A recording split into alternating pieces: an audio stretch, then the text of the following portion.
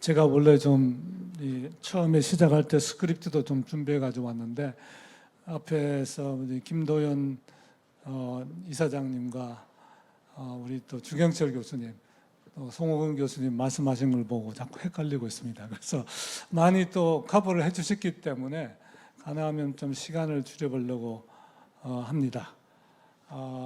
저는 이 앞에서 여러 교수님들이 말씀하신 그 내용에 대체로 다 공감을 하고요. 또 저는 제가 이 자리에서 과학 분야를 대변할 수 있는 사람인지는 잘 모르겠습니다. 하지만 어쨌든 이 대학에서 자연계로 진학을 해서 그 당시는 저희는 자연계열이라고 있었습니다. 아주 폭넓게 들어와서 전공을 선택하던 시대에 제가 들어와서 그 당시 또 전기공학 분야에 공부를 했고, 또 미국에 유학 가서는 또 컴퓨터 사이언스를 공부를 했고, 또 하다 보니까 또 학교에 와서 창업을 해서 또 세상에 나가서 또 험한 세상에서 또 지내보니까 또 거기서 또 해야 되는 또 배운 것이 있고, 그래서 이제 저는 이제 서울대학교에서 2013년부터 이 빅데이터 연구원을 기획하는 일을 시작을 했습니다. 이제 그 10년이 다 돼가네요. 그 당시에 저는 여러 가지 참 우리가 좀 패시미스틱한 측면도 있지만 그래도 참 긍정적인 것들은 있다고 생각합니다. 그 당시에 2013년에 서울대학교에서 연구위원회라는 조직이 있었는데, 그 연구위원회에서 임지순, 이번에 삼성 화엄상을 받으시죠, 임지순 교수님이 위원장이셨는데, 서울대학교에 문과, 이과 상관없이 모든 분야를 커버할 수 있는 빅데이터 연구원이 필요하다, 이렇게 결론을 내주셨어요.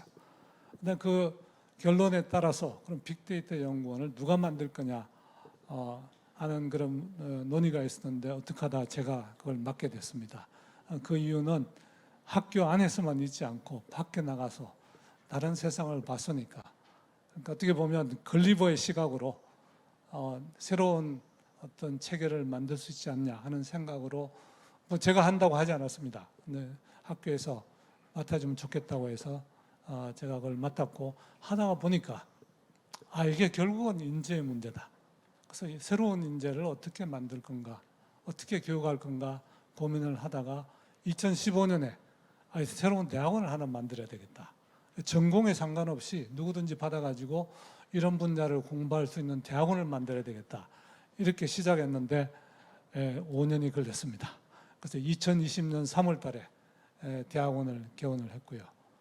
그 과정에서 정부도 바뀌고 또 정부 안에서 또 책임자들도 바뀌고, 그렇지만 그래도 뭔가 새로운 걸 해야 되겠다는 것에 대해서 그나마 그래도 공감해주는 사람이 있었기 때문에 서울대학교 경우에는 그 당시에 획기적으로 정부에서 교수 티오를 28명을 줬습니다.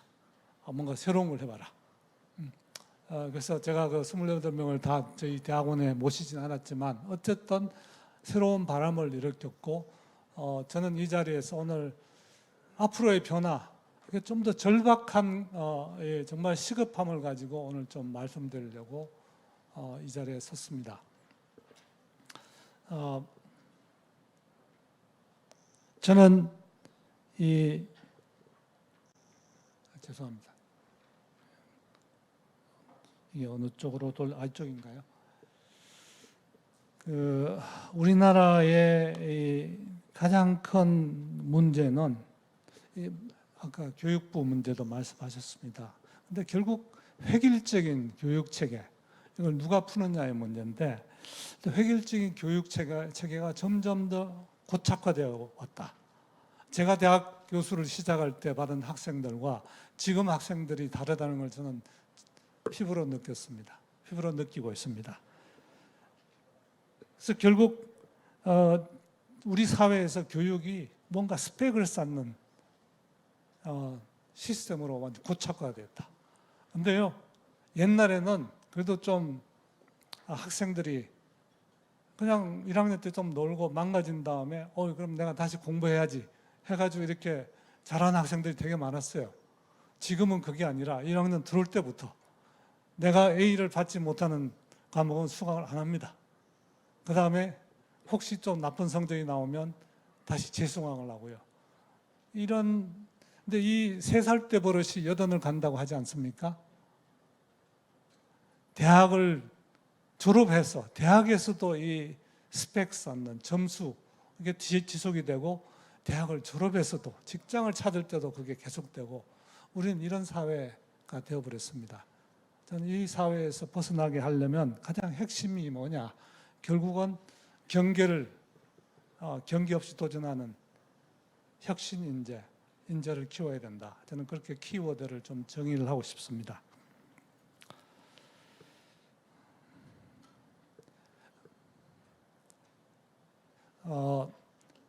시급함에 대해서 말씀을 좀 드리려고 합니다.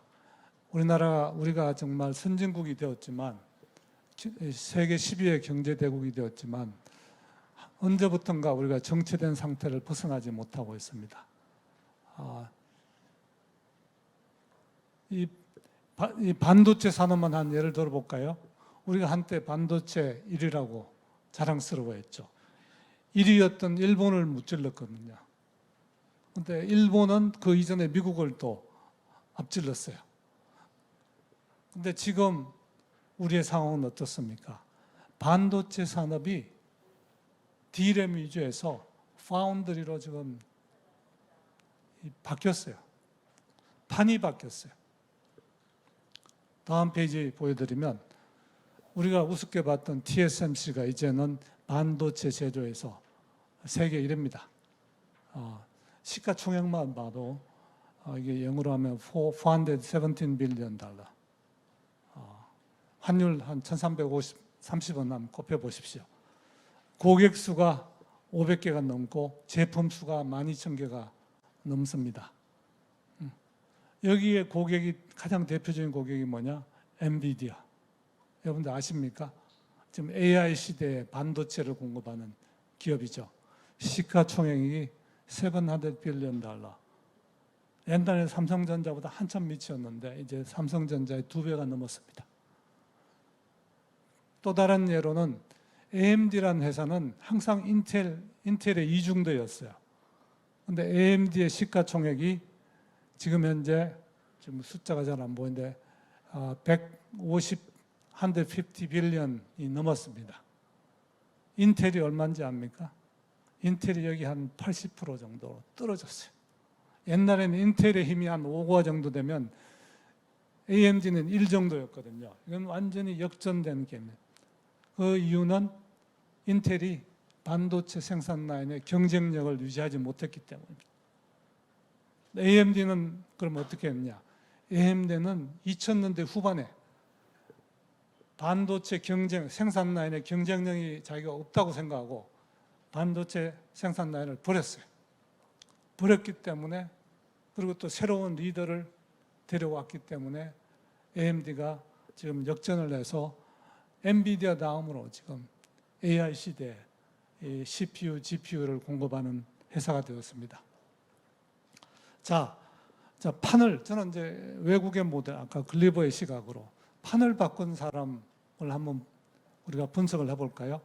이 TSMC라는 회사를 TSMC라는 회사는 1987년에 세워졌습니다.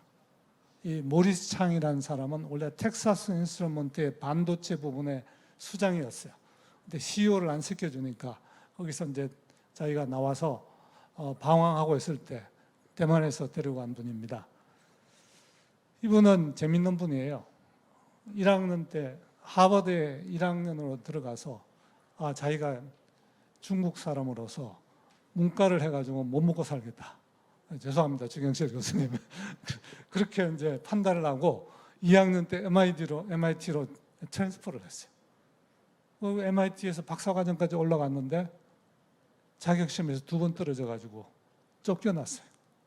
여러분들, 이런 분이 새로운 TSMC, 새로운 비즈니스 모델의 TMC를 만든 분입니다. 꼭 공부 1등 한다고 잘하는 거 아니거든요. 근데 이분은 그다음부터 이제 열심히 했죠. 그래서 이제 텍사스 인스트루먼트에 반도체를 독학을 해가지고 들어가서 거기에 반도체 부문의 헤드가 됐습니다. 텍사스 인스트루먼트는 80년대까지 반도체 부문의 1등이었습니다. 제가 그때 텍사스 인스트루먼트에 인턴을 하러 가서 한 6개월을 지낸 적이 있거든요. 그 당시에 정말 놀랐습니다. 근데 이분이 TSMC를 이제 세울 때 우리나라가 D램을 할 때 이 사람은 그 타이밍에 파운드리 비즈니스를 해야 된다고 생각한 거예요. 없는 비즈니스를 해야 된다고 생각하고, 그래서 결국은 지금 이 반도체 분야, 제조 분야에서는 넘버원을 만들었죠. 이분이 2014년에 스탠포드 대학에서 엔지니어링 히어로라는 상을 받으면서 대담을 했습니다.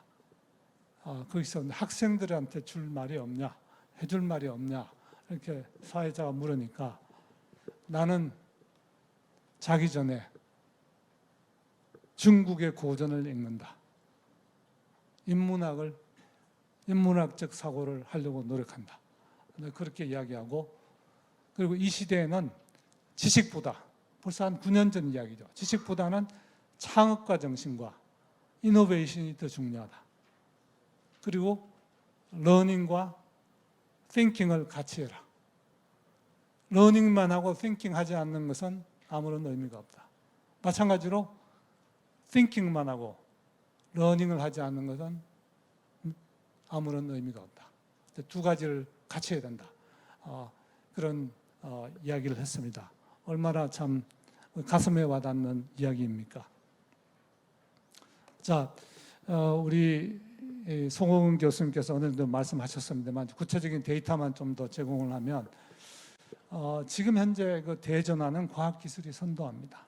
결국 미중 간의 갈등도, 미중 간의 패권 전쟁도 이 과학기술의 전쟁입니다. 특히 반도체, 인공지능, 모든 것의 기본이 되기 때문에 여기에 집중이 돼 있죠. 그래서 미국에서는 Chips and Science Act라는 걸 작년에 발효시키지 않았습니까? 이건 갑자기 나온 게 아니고 몇 년 전부터 스타디를 해서 나온 겁니다. 향후 5년간 이 법만으로도 11 빌리언 US 달러가 들어가는데 국가 반도체 기술센터를 세워서 6개 분야에 매년 2,500명의 대학원생에게 장학금을 줍니다. 그런데 이 법만으로 그렇습니다. 다른 분야, 다른 예산도 있습니다. 그럼 2,500명이 매년 대학원생 장학금을 받아가지고 5년 동안 이렇게 육성이 되면 그 사람들이 나중에 뭘 하겠습니까?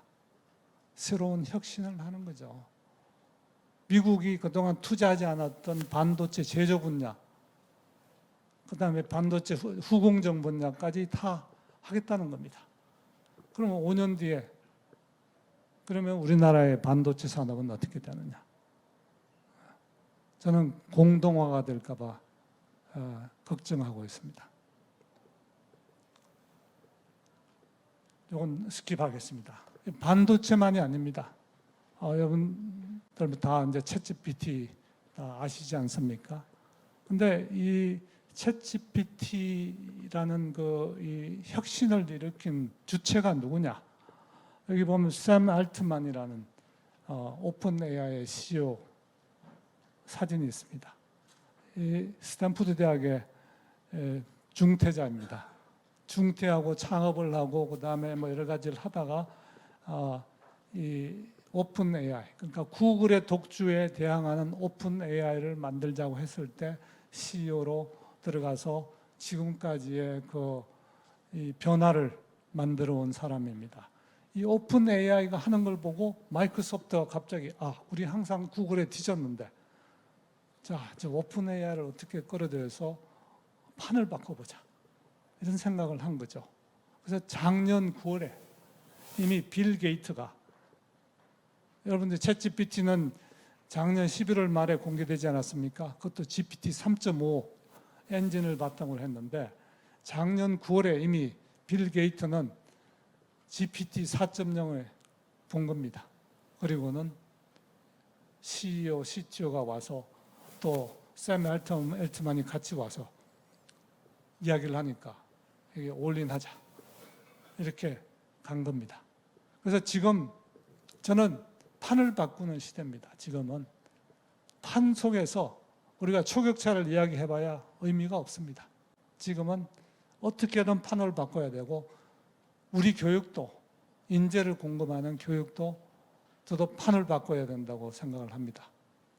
그런 면에서는 앞에 우리 송호건 교수님이 말씀하신 급진적인 그런 방향과 맞는지도 모르겠습니다만 지나가겠습니다.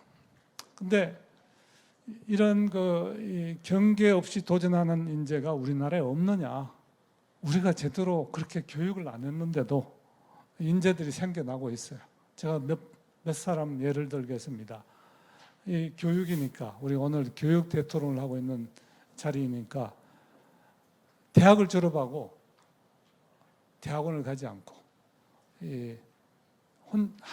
친구들 몇 명과 함께 창업을 한 거죠.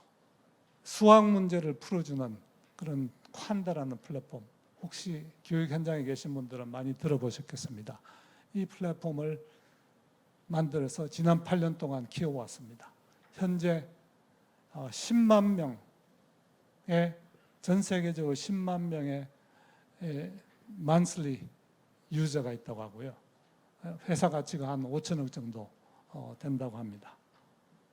저는 이 이용재 이 창업자를 개인적으로 잘 아는 그런 상황에 있었습니다. 사실은 제 실험실에서 학사 논문을 썼습니다. 그래서 이 학생을 이용재 대표를 보면서 결국 경계 안에 정형화된 문제를 잘 푸는 우등생보다 경계 밖의 새로운 문제를 찾아 도전하는 사람들이 앞으로 세상을 이끈다, 그런 믿음을 갖게 됐습니다. 비슷한 학생이 또 있습니다. 사범대학교 사회교육과 학생인데 자기가 좋아하는 그런 걸 못하게 되니까 학교를 과감하게 그만둬 버렸어요. 그래서 이 학생은 결국 축구 같은 그런 스포츠 게임을 영상을 찍어서 AI로 실시간으로 분석하는 그런 스포츠 애널리틱스 기업을 만들었습니다. 제가 이 학생한테 또 한국에서 해가지고는 이게 희망이 없다. 유럽으로 가라. 축구는 유럽이 하지 않냐. 그래서 유럽으로 갔어요. 성공하고 있습니다. 실리콘밸리에서도 한국 사람들이 요즘 도전을 하는 한국 사람들이 많이 생겨나고 있습니다. 예전에 저도 실리콘밸리에서 20년 전에 창업을 했습니다만 그때는 거의 없었거든요. 지금은 많아졌습니다. 그래서 우리가 제대로 교육을 안 했는데도 불구하고 이런 인재들이 나오고 있기 때문에 우리가 교육을 제대로 하면 정말 우리는 잘할 수 있다, 이런 생각을 하고 있고요. 저는 대전환의 시대에 지금 미래 교육은 누가 선도하느냐? 사립대학입니다. 특히 미국의 사립대학입니다. 그래서 저는 이 미국의 사립대학 예를 좀 이따 보여드리겠습니다. 이미 그 프린트물에 다 있습니다만 이 핵심은 뭐냐? 재정 독립과 자율적 지배구조. 대학이 스스로 알아서 학생을 뽑는 거죠. 정부가 왜 이래라 저래라 합니까? 그러면 고등학교나 초중고는 다 그 다양한 대학들을 보고 거기에 맞춰서 준비하면 되는 거죠. 이쪽으로 안 맞으면 저쪽으로 가면 되는 거거든요. 저는 그래서 자유롭게 하는 것이, 교육은 자유롭게 하는 것이 키다. 우리가 어떤 패스를 만들어서 그 방향으로 가느냐, 그건 정말 심각하게 고민해야 된다고 생각합니다. 하버드 대학 전공 없이 학생 뽑습니다. 균형 잡힌 교양교육, 그리고 교양교육의 내용도 바꿉니다. 요즘은 저 밑에 보시면 QRD라고 해서 이게 필수 리퀘어먼트로 들어갔어요. 필수로 들어갔습니다. 이게 뭐냐? 데이터 사이언스 가르치는 겁니다. 여기 돈 엄청 넣고 있습니다. 재정이 있으니까요. 좀 더 이제 같은 이 사립대학이라도 스탠포드는 또 다릅니다. 여기는 좀 더 실리콘밸리의 영향을 받아서 컴퓨터 사이언스 전공자 수가 확 늘어났습니다. 언론에서는 야, 정원이 여기 원래 많다고 이야기하는데 정원이 많지 않습니다. 전공을 자유롭게 선택할 수 있기 때문에 학생들이 그때그때 몰려가는 거고 학과는 수용할 수 있는 범위 내에서 받아주는 겁니다. 그리고 학생들이 전공을 하나만 하지 않아요. 컴퓨터 사이언스가 1등입니다. 지난 10년간 거의 2배로 늘어났죠.